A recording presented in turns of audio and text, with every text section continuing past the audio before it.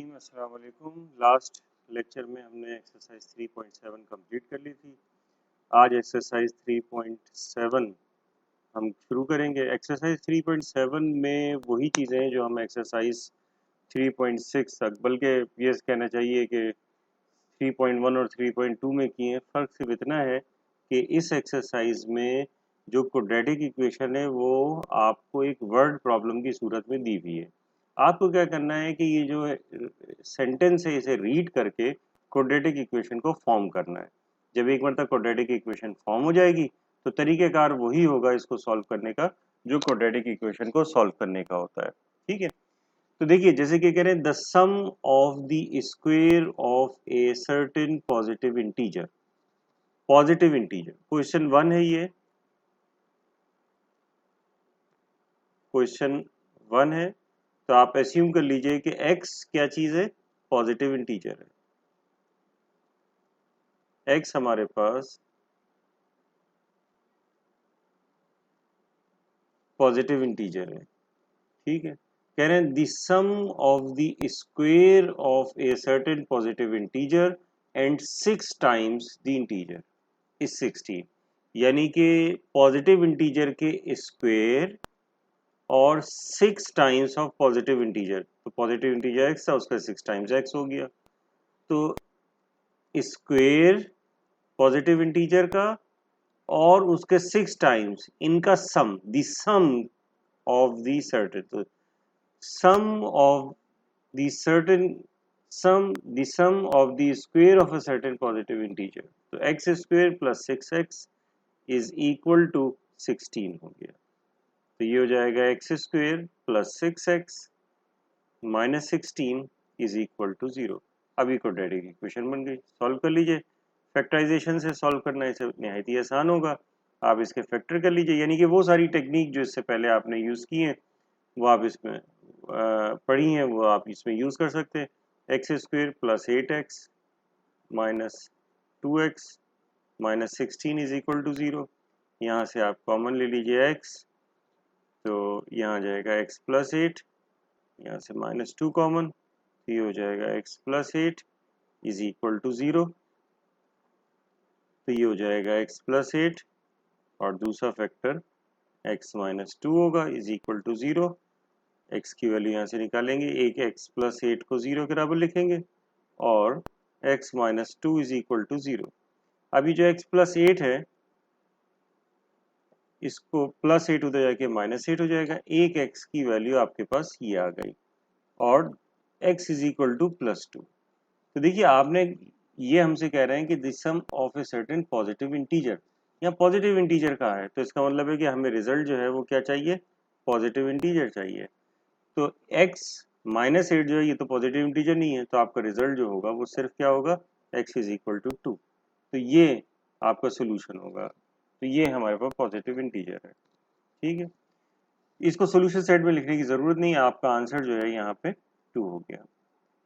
अब इसके बाद जो है क्वेश्चन 2 देखिए, इसमें कह रहे हैं कि the product of a certain negative number. अब यहाँ नेगेटिव नंबर है, ठीक है, अब वो नेगेटिव नंबर हम उसको x ले लेंगे, यानी जो भी चीज़ होगी उसको हम x या किसी वेरिएबल y के बराबर एज्यूम कर लेंगे।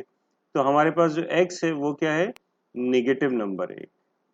अब नंबर कहा हुआ है तो वो कुछ भी हो सकता है, इंटीजर हो सकता है, नॉन इंटीजर भी हो सकता है। नेगेटिव नंबर, ये नेगेटिव नंबर x है। ये कह रहे हैं the product of a negative number, तो इसका मतलब है हमारे पास एक प्रोडक्ट होगा। किसका प्रोडक्ट होगा, the product of a certain negative number less 1, यानी कि सर्टेन नेगेटिव नंबर लेस 1, यानी उसमें से एक माइनस कर दिया। एंड दूसरा क्या है product, 3 times this number less 2, तो 3 टाइम्स दिस नंबर यानी कि 3x लेस 2, यानी इसमें से 2 माइनस कर दें, इज 14, तो ये प्रोडक्ट 14 है।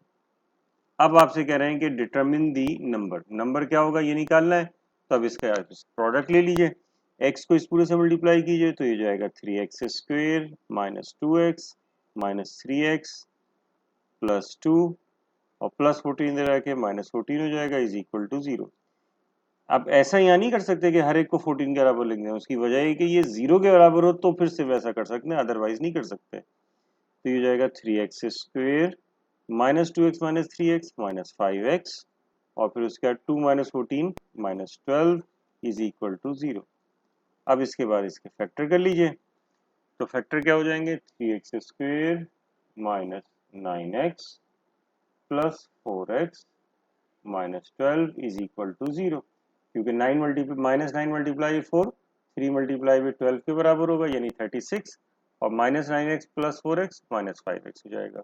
यहाँ से कॉमन ले लीजिए आप, 3x कॉमन आ गया, तो अब आपके पास ये आ जाएगा x माइनस 3, यहाँ से प्लस 4 कॉमन, तो ये आ जाएगा x minus 3 is equal to 0। तो अब आपके पास ये आ जाएगा 3x प्लस 4 एक फैक्टर और दूसरा फैक्टर x माइनस 3 आ जाएगा, और ये प्रोडक्ट अब इक्वल टू 0 है। तो अब ये क्या होगा, 3x प्लस 4 ये बराबर होगा 0 के, और x minus 3 is equal to 0। तो प्लस 4 को ले जाएंगे, तो ये जाएगा 3x is equal to minus 4, फिर जाके डिवाइड हो जाएगा, तो x is equal to minus 4 upon 3, ये हमारे पास x की वैल्यू आ गई, और यहाँ से x की वैल्यू आ जाएगी 3। अब हमसे ये क्या कह रहे थे कि नेगेटिव नंबर निकालें, तो ये तो नेगेटिव नहीं है, तो नेगेटिव कौन सा है, नेगेटिव है -4/3, तो इसका मतलब है कि आंसर जो होगा वो आपका -4/3 होगा। ये क्वेश्चन 2 था। इसी तरह से ये सारे जो है वो करने। अब देखें ये नेक्स्ट जो क्वेश्चन है इसमें क्या कह रहे हैं, क्वेश्चन 3। अब मैं ऐसा करता हूँ कि इक्वेशंस फॉर्म कर देता हूँ, अब आप जो है बड़ी आसानी से इसको निकाल सकते हैं। क्वेश्चन कह रहे हैं each of the 3 consecutive integers is squared, the 3 results are added and the sum is so obtained is 50। तो क्वेश्चन 3 जो है इसमें कह रहे हैं कि each of the 3 consecutive integers, तो कंसेक्यूटिव इंटीजर्स यानी कि एक x हो गया, तो दूसरा x प्लस 1, यानी कंसेक्यूटिव कर मतलब एक एक चेंज हो रहा है, और फिर उसके बाद तीसरा हो जाएगा x प्लस 2 कर दीजिए। आप ऐसे भी लिख सकते हैं, एक को x माइनस 1 ले लें, एक को x ले लें, एक को x प्लस 2 x प्लस 1 ले लें, ये भी कंसेक्यूटिव इंटीजर्स हो जाएंगे जैसे चाहें। आपसे कह रहे हैं कि each of the 3 consecutive integers is squared, यानी कि इनका स्क्वेयर कर दिया जाता है, तीनों का, हर एक का स्क्वेयर। फिर उसके बाद क्या कह रहे हैं, द 3 रिजल्ट्स आर एडेड, इन तीनों रिजल्ट्स को ऐड कर दिया जाता है, and the sum so obtained is 50, तो इनका सम आ जाता है 50। तो कह रहे हैं कि व्हाट आर द 3 इंटीजर्स। अब 3 इंटीजर्स निकालने हैं, तो इसका मतलब आपको निकालना क्या है, एक x निकालना है, दूसरा x प्लस 1 निकालना है, तीसरा x प्लस 2 निकालना है। तो इसका मतलब है कि x आ जाए तो तीनों आ जाएंगे। अब ये क्वाड्रेटिक इक्वेशन बन गई, एक्स स्क्वेयर प्लस या a plus b whole square का फॉर्मूला लगा लें, तो ये जाएगा x square plus 2x plus 1, यहाँ भी फॉर्मूला लगा दीजिए, तो ये जाएगा x square plus 4x plus 4, plus 50 को इधर ले आए -50 हो जाएगा इज इक्वल टू 0। अब ये क्वाड्रेटिक इक्वेशन की स्टैंडर्ड फॉर्म में लिया, x square plus x square plus x square 3x square, 2x plus 4x 6x, और 1 प्लस 4 5, 5 माइनस 50 45, माइनस का 45 इज इक्वल टू 0। पूरी इक्वेशन को 3 से डिवाइड किया जा सकता है, तो इसको 3 से डिवाइड करें, इसको भी 3 से डिवाइड करें, इसको भी 3 से डिवाइड कर दें, 0 को डिवाइड करेंगे तो कोई फर्क नहीं पड़ेगा, तो ये आपके पास आ जाएगा x square plus 2x minus 15 is equal to 0। तो ये 5 3 ज़ा 15 इसके फैक्टर बन जाएंगे। तो अब आपके पास जो है वो x की वैल्यू आ जाएगी, तो x की वैल्यू यहाँ ये जो भी x की वैल्यू है उसमें एक बढ़ा दें तो एक और इंटीजर, फिर एक और बढ़ा दें तो एक और इंटीजर। तो इस तरह से इसको मैं एक्सरसाइज के लिए छोड़ रहा हूँ, आप आसानी से इसको सॉल्व करके x की वैल्यू निकाल सकते हैं। जब x आ जाए तो x प्लस 1 और x प्लस 2 आप आसानी से निकाल सकते हैं। इसके बाद देखिए क्वेश्चन 4। क्वेश्चन 4 में कह रहे हैं कि a certain negative number added to the square of the number result is 8.75, what is the number. A certain negative number added to its square, यानी कि एक नंबर उसके स्क्वायर में ऐड होता है तो रिजल्ट देता है 8.75। अब आपसे कह रहे हैं बताइए नंबर क्या होगा। ये तो बहुत आसान है, एक्स स्क्वायर हो गया, फिर प्लस एक्स लिख दिया, प्लस 8.75 को इधर ले आइए, माइनस 8.75 आ जाएगा, इज इक्वल टू 0। अब क्योंकि ये इस फॉर्म में लिखा है, डेसिमल की फॉर्म में है, तो इसको क्वाड्रेटिक फॉर्मूला से हम सॉल्व कर लेंगे। ए की वैल्यू 1, बी की वैल्यू 1 और सी की वैल्यू माइनस 8.75। अब रिजल्ट जो भी आएगा उसमें जो नेगेटिव नंबर होगा वो आपका आंसर होगा। इसको क्वाड्रेटिक फॉर्मूला मैं लिख देता हूँ यहाँ पे, minus b plus minus square root of b square minus 4ac upon 2a। ये वैल्यूज सिर्फ आपको प्लग इन करनी है और फिर उसके बाद आपके पास रिजल्ट आ जाएगा। ठीक है, ये आप इसको आसानी से सॉल्व कर सकते हैं। 5 में कह रहे हैं the area of a circle is 484 square centimetre, compute the length of the diameter of a circle. देखिए भाई, एक हमें इसमें सर्कल दिया हुआ है, ठीक है। सर्कल का रेडियस हम एस्यूम कर लेते हैं कि ये इसका सेंटर है और ये इसका रेडियस r हमने एस्यूम कर लिया, ठीक है।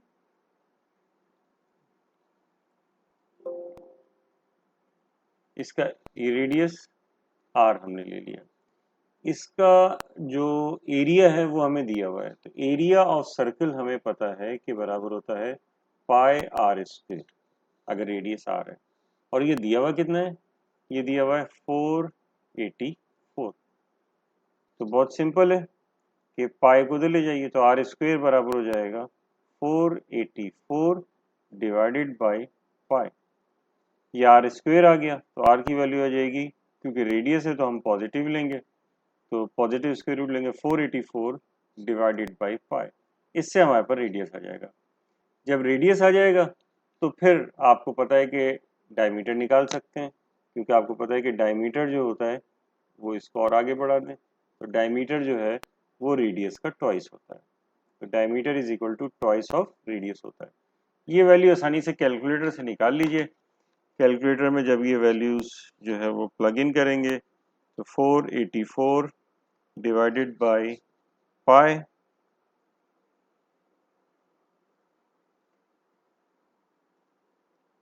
तो इसके बाद इसमें यानी कि ये वैल्यू आप 3.14 भी लिख सकते हैं, और चाहें तो कैलकुलेटर में पूरा जो है वो वैल्यू पाई जो है वो भी लिखी जा सकती है। ठीक, तो ये वैल्यू आ रही है रेडियस की 12.412,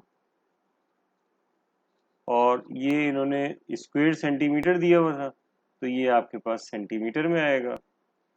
आप डायमीटर निकाल सकते हैं, ट्वाइस ऑफ 12.412, तो ये हो जाएगा 24.824 सेंटीमीटर। तो आपके पास ये डायमीटर आ गया, ठीक है।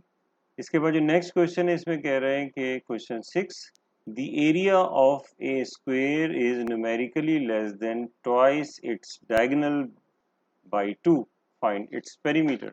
एक स्क्वायर है आपके पास, ये क्वेश्चन 6 है। ये आपके पास एक स्क्वायर है,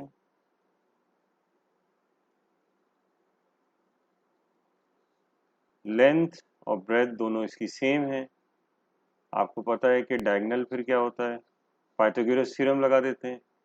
पाइथागोरस थ्योरम के मुताबिक square root of x square plus x square, इस तरीके से आप निकाल लेंगे, तो जो कि बराबर होगा डायगोनल यानी कि हाइपोटेनस जो है होगा square root of x square plus x square, यानी कि square root of 2x square.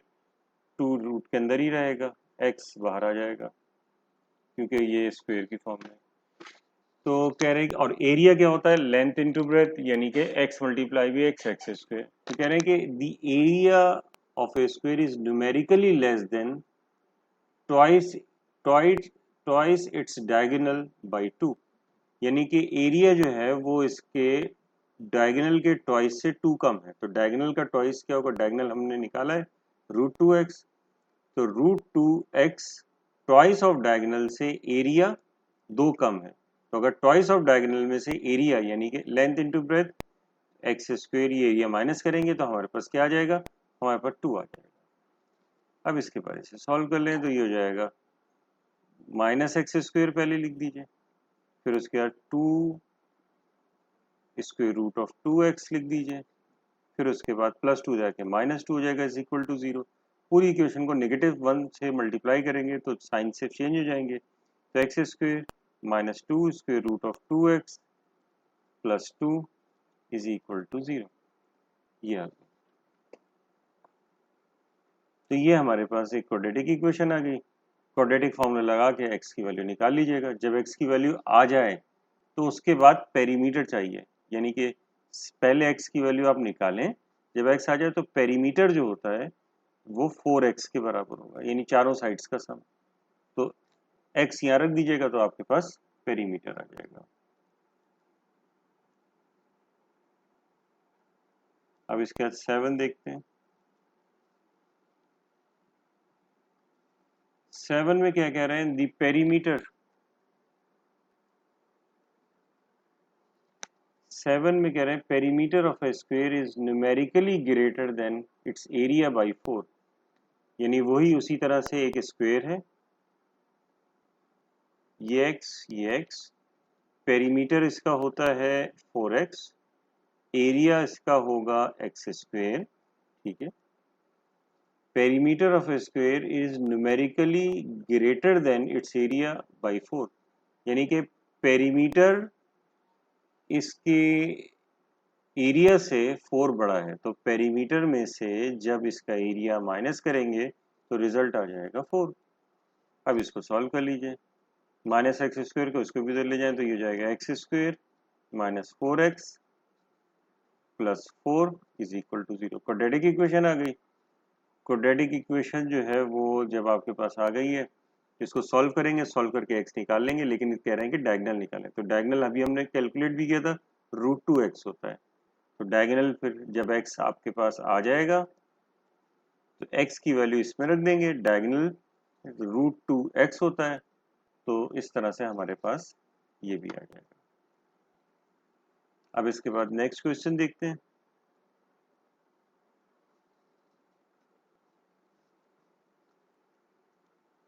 Question 8 में कह रहे हैं कि demand and supply laws are, demand दी हुई है 16/p+9 and supply is equal to p+3, p जो है जबकि प्राइस है, ठीक है। Find the equilibrium price. Equilibrium price का मतलब ये होता है कि जहां पे डिमांड और सप्लाई बराबर हो, and the equilibrium demand supply value, तो इक्विलिब्रियम पे डिमांड सप्लाई वैल्यू क्या होंगी, और फिर आपसे कह रहे हैं कि इक्विलिब्रियम जो हिंट दिया हुआ है कि डिमांड बराबर है सप्लाई के, तो डिमांड बराबर है सप्लाई के, ये इन्होंने कंडीशन दी हुई है। डिमांड की क्या वैल्यू है in terms of price, 16/p+9, और सप्लाई की क्या वैल्यू है p+3। अब ये आप p यहाँ एलसीएम ले लीजिए, तो ये हो जाएगा 16 + 9p, और यहाँ पे p+3 ऐसे ही रहेगा, p तो जाके मल्टीप्लाई हो जाएगा पूरे से, तो 16 + p 9p is equal to p² + 3p। इन दोनों को उधर ले जाइए तो वहाँ पे p² + 3p पहले से मौजूद है, -9p हो गया, और -16 इज इक्वल टू 0। तो इस तरह से ये आ जाएगा p² -6p -16 is equal to 0।